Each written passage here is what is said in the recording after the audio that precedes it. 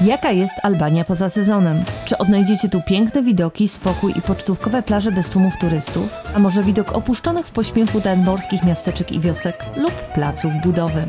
W tym odcinku odwiedzamy najpopularniejsze albańskie miejscowości zimową porą: Sarandë, Ksamil, Gjokastër i Dermi. Ale nie zabraknie też miejsc nieoczywistych, poza utartym turystycznym szlakiem.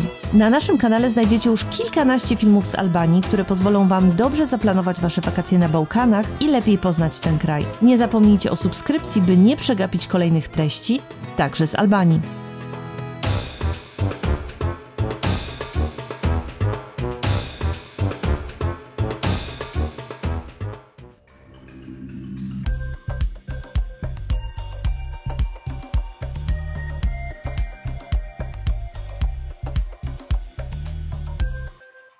Naprawdę uważam, że Saranda w lutym nawet może być ładna. Oczywiście to nie zasługa samej Sarandy, a po prostu morza i tego pięknego widoku na Korfu, bo to robi wrażenie. A zwłaszcza teraz, kiedy promenada jest w zasadzie pusta, jak sobie porównujemy to, co tutaj na tej promenadzie działo się w czerwcu, jak byliśmy tutaj w zeszłym roku, gdzie po prostu wieczorem, trzeba się było przyciskać między ludźmi, pełno imprez, dyskotek, bary, a dzisiaj pusto, trochę lokalsów spacerujących, szum morza w tle, bajka.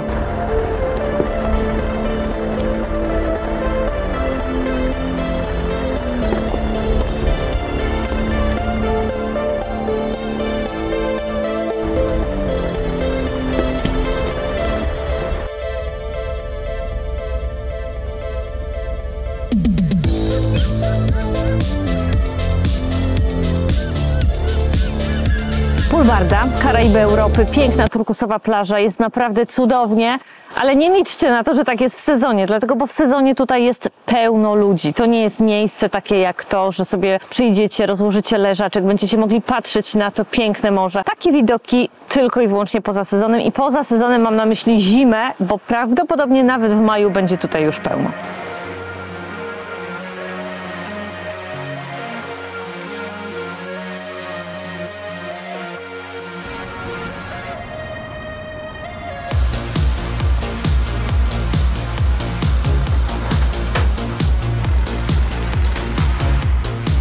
Na pewno kojarzycie to miejsce z Instagrama na plaży w Ksamilu. W sezonie do tej łapy, żeby zrobić sobie tutaj zdjęcie, jest kolejka, ludzie stoją w upale tylko po to, żeby zapozować i pokazać, jak tu jest pięknie i wspaniale, jaka przeźroczysta woda turkusowa.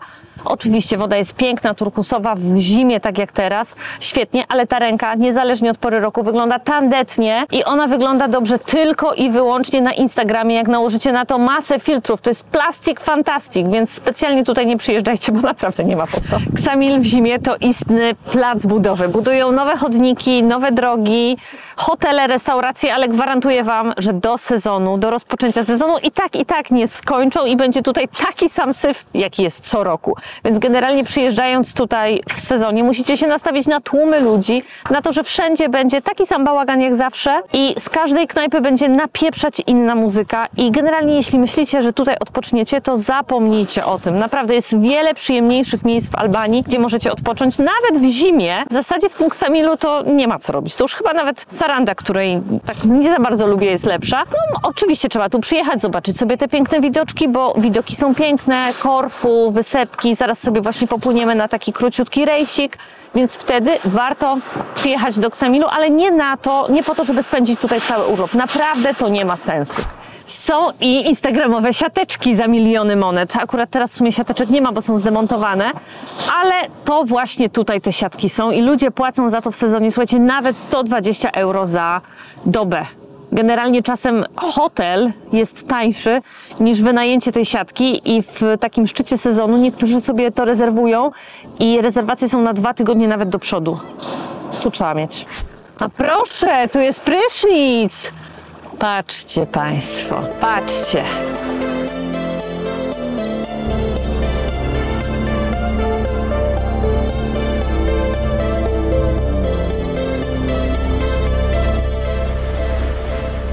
Wyspa za mną, którą widzicie, taka malutka wysepka, to Miss Island, wyspa Miss, która nazwę nosi od niedawna.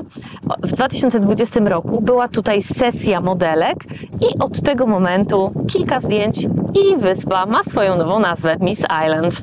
I kolejna wyspa, ta, która jest za mną, to Bambi Island. Nie Bambik, tylko Bambi Island. I jesteśmy u celu naszej dzisiejszej krótkiej wyprawy motorówką. Twin Island, dwie połączone ze sobą mierzeją wysepki, bliźniaczki, naprawdę urokliwe. Z tego, co tutaj widzimy, to jest ciekawa plaża i prawdopodobnie na tej plaży w sezonie jest pełno leżaków, no bo resztki tych leżaków są poskładowane byle jak. To w zasadzie są śmieci. No i to jest przykre, że nawet takie piękne miejsce, kiedy sezon się kończy, kiedy powinna być tutaj tylko i wyłącznie natura, wygląda właśnie tak.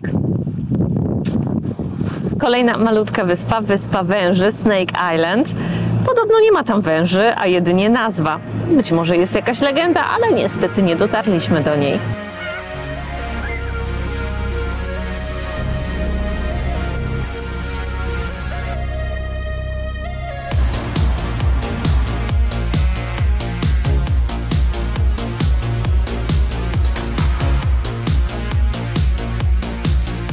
Odwiedzając Albanię poza sezonem, wpadamy również do Gjokastry, miasta, gdzie Starówka jest wpisana na listę Światowego Dziedzictwa UNESCO, miasto schodów, 1000 schodów lub miasto srebrnych dachów. I niezależnie od pory roku zdecydowanie warto tutaj przyjechać, a więcej o samym mieście, co tutaj zobaczyć, co zwiedzić, znajdziecie w naszym filmie z Gjokastry sprzed 2 lat.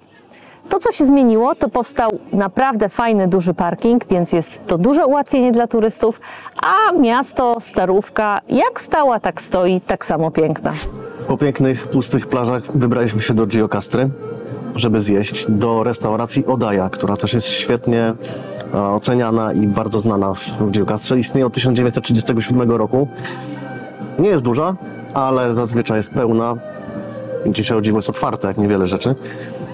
Na pierwszy ogień idzie zupa z kurczaka, taki bardzo, bardzo gęsty bulion, który się jeszcze zaprawia cytryną.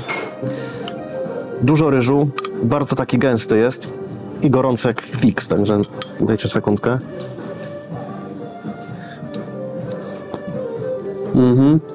To jest to, naprawdę bardzo czuć dobrze wybór kurczaka. Rozgotowany ryż, ta cytrynka dodaje takiego sznytu. Ale czekamy na coś lepszego, to za chwilę. Mamy, o tak, na przykład do światełka, jedną ze specjalności właśnie Gjokastry, czyli chifci. Kulki ryżowe wymieszane z jajkiem i przyprawami, zasmażane, no taki złocisty, chrupki kolor, złocisty kolor, ale z taką chrupką jakby skorupką i są inne niż włoskie arancini, czyli też takie kulki ryżowe, tylko w przeciwieństwie do arancini nie są nadziewane mięsem albo serem. Idziemy z koksem. Ale paruje ciepełko.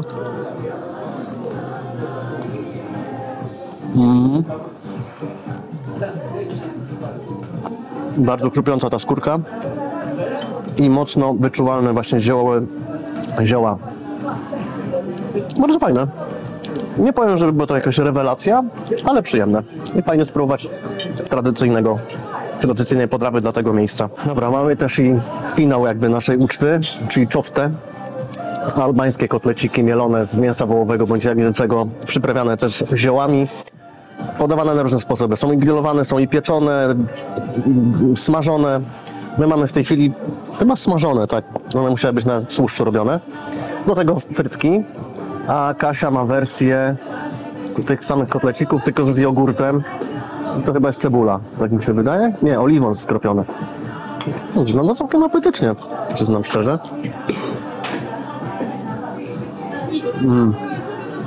Oh yeah. That's it. Zajebiste. Kasia, pozwolisz? Spróbuję tego z jogurtem.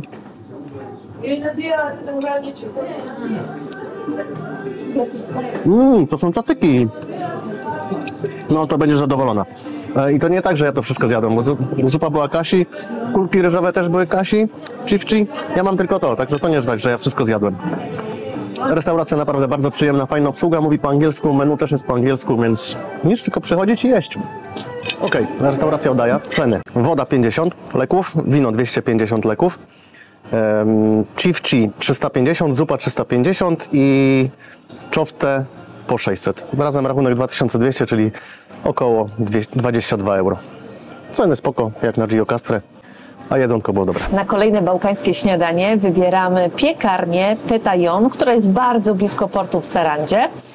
I co tutaj mamy? Mamy tradycyjny byrek z serem, a Michał wziął sobie opcję byrka z kurczakiem i kozim serem. No i oczywiście do tego musi być jogurt, jak to na Bałkanach. I takie śniadanko kosztowało 350 leków, czyli 3,5 euro. Więc chyba dość atrakcyjna cena. W Sarandzie pewne miejsca się nie zmieniają, jeśli chodzi o dobrą jakość jedzenia.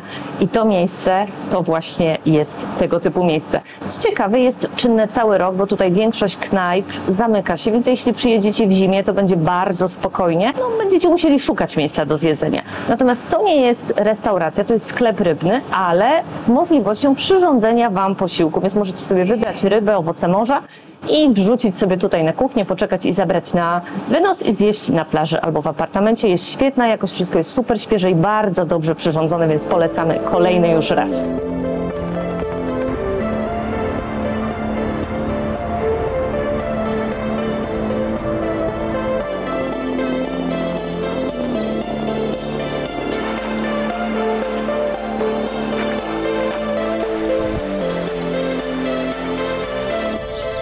Blue Eye, czyli niebieskie oko Albanii, Syrii i Kalter, źródło, które wybija z wnętrza ziemi, dając początek krystalicznie czystej rzeki, jest tak samo piękne, niezależnie od pory roku. Chociaż ludzi tutaj jest tyle, ile było za pierwszym razem, kiedy ja tutaj byłam kilka lat temu w sierpniu. Jak byliśmy tutaj 2 lata temu z Michałem, no to były prawdziwe tłumy, a teraz, mimo tego, że jest sezon zimowy, luty, to i tak trochę osób się tutaj pojawia, ale zdecydowanie można się napawać pięknem tego miejsca. Może jedyna rzecz, której brakuje, to ważki, bo w lecie tutaj jest mnóstwo pięknych, kolorowych ważek i to też daje taki naprawdę fajny klimat. I oczywiście Blue Eye, Syrii i Kalter tak samo się zmienia jak cała reszta Albanii. Powstała nowa, taka ładna, elegancka restauracja, której nie było, kiedy byliśmy tu 2 lata temu. I pojawiają się tutaj takie jakby chyba pokoje do wynajęcia, 4 pokoje, które dopiero w zasadzie są budowane i pewnie będą oddane do użytku na sezon. To miejsce też zostało wyposażone w nowe tablice informacyjne i one mówią o 4 legendach tego miejsca. Pierwsza z nich mówi, że w tym źródle mieszka matka wód, która strzeże wszystkich źródeł wodnych w Albanii.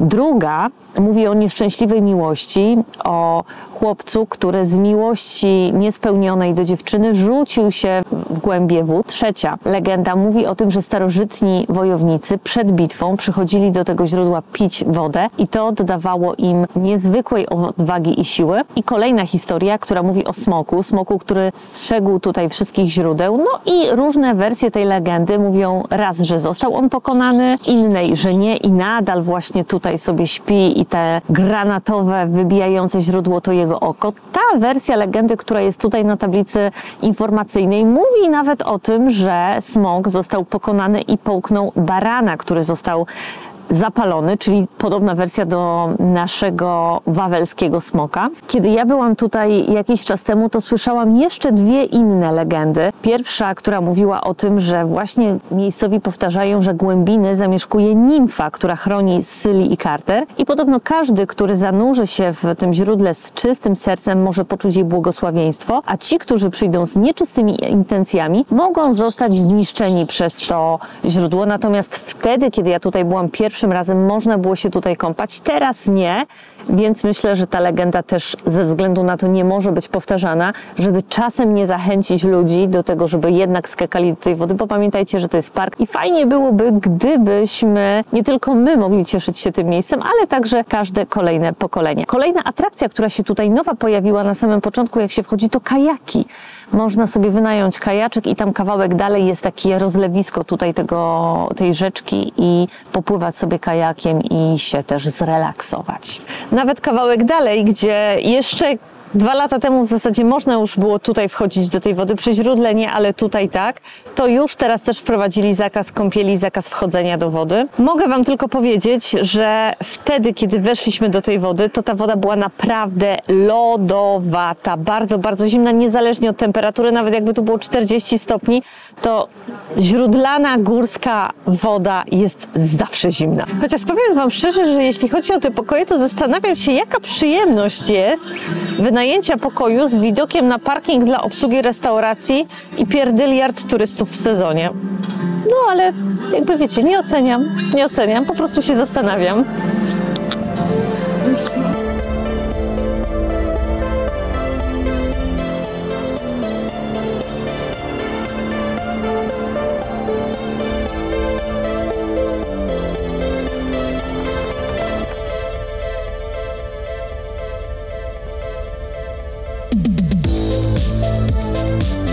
Mimo że, jak już pewnie zdążyliście się zorientować, tym razem odwiedzamy miejsca, które już pojawiły się w naszych filmach w ubiegłych latach, to nie mogliśmy sobie darować, żeby odnaleźć oczywiście coś nowego. Ten wyjazd dla nas jest takim wyjazdem, żeby zobaczyć te miejsca poza sezonem, odpocząć, trochę się zresetować, ale właśnie szukając w okolicy takich miejscówek, których jeszcze nie znamy, trafiliśmy do miejscowości Libochowe, całkiem blisko Giocastry, gdzie znajduje się zamek, a w zasadzie jego ruiny, wybudowany przez Alego Paszę, tego szalonego władcę, o którym też Wam opowiadałam w zeszłym roku. Zamek ten został zbudowany w prezencie ślubnym dla jego siostry Szaniszy i pełnił takie funkcje rezydencjalne i obronne. Z tych obiektów rezydencjalnych na terenie zamku nie pozostało już w zasadzie nic, natomiast jeśli chodzi o funkcje obronne, zachowały się w całkiem niezłym stanie mury obronne i 3 wieże obronne, ale powiem Wam, zamek jak zamek. Nic tutaj specjalnego, jeśli chodzi o sam zamek, nie ma, natomiast widoki są naprawdę przednie.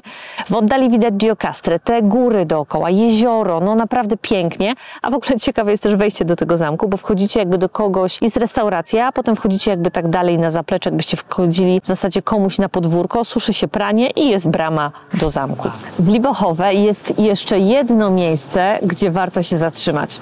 W centrum wioski jest ogromny platan, a tam kawiarnia, w której otrzymaliśmy polecenie, żeby koniecznie pójść, żeby spróbować wody różanej. Zamówiliśmy tą wodę i słuchajcie, to jest ambrozja. Naprawdę to jest przepyszne, pachnie bosko, więc też polecamy dalej, żebyście sobie tutaj przyszli. Natomiast co do samego platana, jest on pomnikiem przyrody i wyobraźcie sobie, że ja chyba ostatnio mam jakąś fazę na legendy, bo szukam różnych legend w różnych miejscach. Siadam tutaj, pan przynosi mi tą wodę różaną i oprócz tego przynosi mi wydrukowaną po angielsku legendę o tym platanie, więc coś chyba jest w energii, coś jest w polu. Co do legendy, historia mówi, że pewien pasterz wbił patyk w pobliżu źródła strumienia, no i tutaj faktycznie przepływa strumień.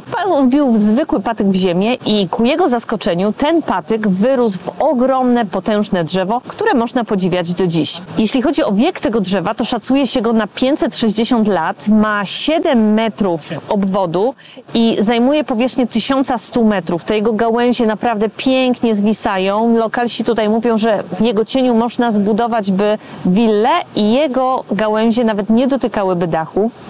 Podobno też w tym miejscu, w którym ja siedzę, siedział kiedyś Lord Byron, który zachwycał się tymi terenami, świetną lokalną kuchnią i pięknymi dziewczynami. Jeśli chodzi o kuchnię, no to nadal Libochowe ma takie rolnicze tradycje i słynie z upraw świetnych warzyw i hodowli właśnie trzody chlewnej, która tutaj daje pożywienie mieszkańcom.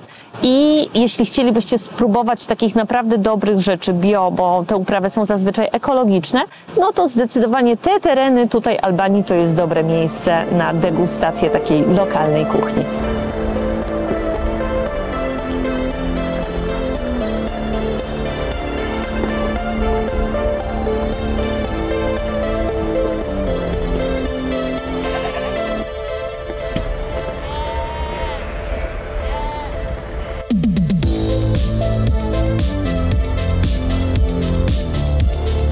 Niedaleko miejscowości Libochowe i Giocastry znajduje się Hadrianopolis, ruiny antycznego miasta, które zostało założone tutaj w II wieku naszej ery przez cesarza Hadriana.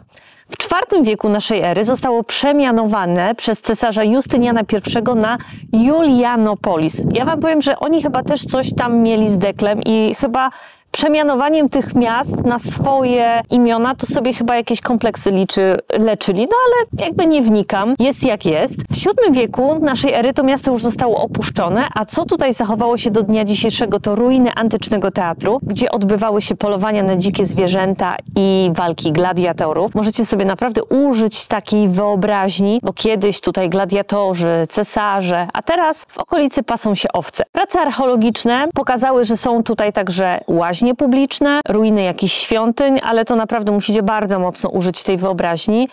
Czy warto tu przyjechać? Dla archeologicznych i historycznych frików na pewno. Jeśli nie interesujecie się historią, no to pewnie zobaczycie tutaj tylko kupę kamieni.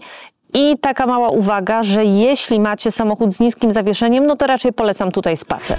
Wchodzimy do restauracji tradycyjnej tawerny Kardashi i na dzień dobry witają nas takim soczkiem nalewką, ale to ma 0% z goździków.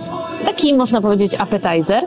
I oczywiście jemy tradycyjnie, no bo w tradycyjnej tawernie trzeba zamawiać tradycyjne potrawy. Zaraz zobaczycie, co tutaj zaraz wjedzie nam na talerze. Przyjeżdżając koło Giotastry, wróciliśmy na stare śmieci do tawerny Kardashi, o której wspomniała Kasia. To miejsce, które odwiedziliśmy 2 lata temu. Zostaliśmy tutaj bardzo ciepło przyjęci, zjedliśmy świetne, tradycyjne potrawy. No i stwierdziliśmy, że odwiedzimy je ponownie.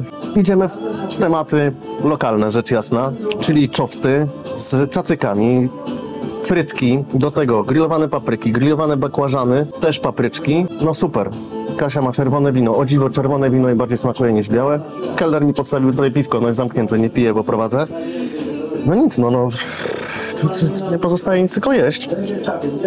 Potrawy są bardzo, bardzo obfite.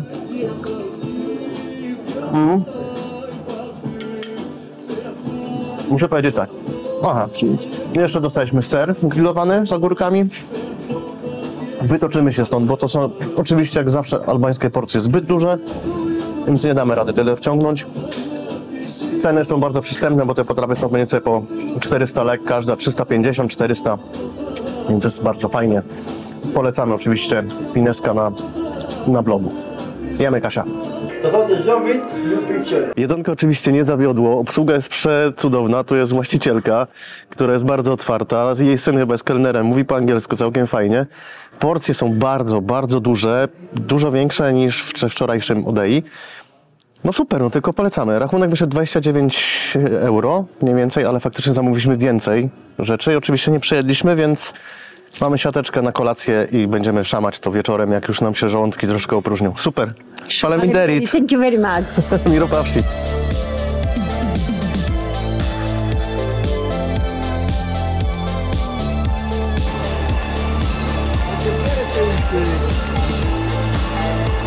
Panie, no co to się nie godzi? Gdzie pan ten inwentarz?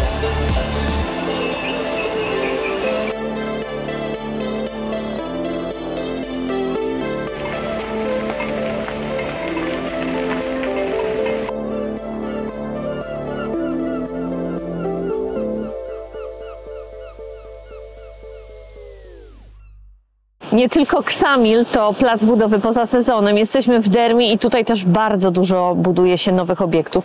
Tutaj taki jakiś bardzo duży hotel. Zresztą to samo było w Jale, jak byliśmy też. Coraz to nowe obiekty powstają i widać, że ta Albania się bardzo zmienia, ale poza sezonem, słuchajcie, to jest taki syf na tych plażach. Po prostu to są tacy bałaganiarze, że ja nie mogę naprawdę. Zamiast to posprzątać, zrobić, żeby to było przyjemnie, to po prostu wpieprzą to wszystko byle jak. No i czeka to do następnego sezonu, aż przyjadą następni turyści, wypakują te leżaki i będą kasować po 500, 1000 albo i więcej lek. Poza sezonem w Albanii nawet bankomaty są zamknięte, więc jeśli nie macie miejscowej gotówki i sobie zaznaczycie na Google Maps, że tutaj gdzieś jest bankomat i chcecie do niego dojechać, to nie zdziwcie się, jak zobaczycie właśnie coś takiego. Szluz. Zresztą jeśli chodzi o takie duże hotele i formułę typu all inclusive, to ja będę zawsze powtarzać, że Albania to nie jest kraj na all inclusive. I to nie jest tak, że jestem zupełnie przeciwna takiej formie wypoczynku, chociaż oczywiście preferuję takie mniejsze obiekty i doświadczenie takiego lokalnego klimatu, ale zdarza mi się czasem też korzystać z takich czasów, kiedy jestem bardzo zmęczona. Rozumiem tą wygodę, wszystko jest podane pod nos, ale znam masę ludzi, którzy pojechali do Albanii na wczasy all inclusive i mówili nie, nigdy więcej, nie podobało im się, było niefajnie, a nie znam osoby, która pojechała na własną rękę, która spała właśnie w takich małych miejscach, jakichś takich kwaterach wynajętych, pokojach u miejscowych i żeby wrócili i powiedzieli, że byli niezadowoleni. No, ja przynajmniej nie słyszałam. Więc jeśli chcecie poznać Albanię, doświadczyć właśnie tego klimatu, gościnności, pogadać z miejscowymi, no to wybierajcie te kwatery prywatne. Zresztą w ogóle rozmawialiśmy w tym roku też, w zeszłych latach tak samo z Albańczykami, którzy już naprawdę płaczą, że te hotele wielkie będą im zabierać turystów. W tym roku nawet w Ksamilu jeden chłopak nam mówił, że generalnie oni tutaj wszystko sprzedają pod duże inwestycje, duże hotele, a potem się obudzą i zostaną z niczym, bo tak naprawdę będą pracować tylko na takich niższych stanowiskach, no i dorobią się na tym nieliczni, a cała masa takiej społeczności albańskiej sprzeda największy skarb, który mają, czyli naturę.